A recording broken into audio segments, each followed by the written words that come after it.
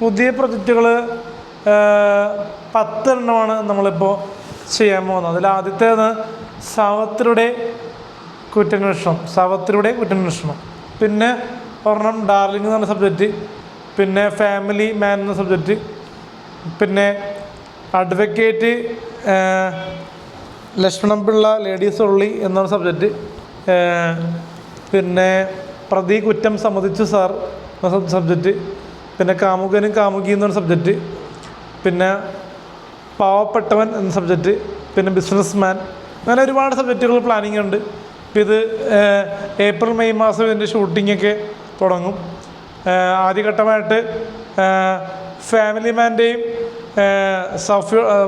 സാവിത്രിയുടെ കുറ്റാന്വേഷണത്തിൻ്റെയും പൂജ ഔദ്യോഗികമായിട്ട് ഒന്നിച്ചായിരിക്കും നടത്തുന്നത്. അത് വിഷുവിൻ്റെ അന്ന് തന്നെ രാവിലെ ആയിരിക്കും 2 ഷോർട്ട് ഫിലിമിൻ്റെയും പൂജ നടത്തുന്നത്. അമ്പലത്തിൽ വെച്ചായിരിക്കും. വെറൈറ്റി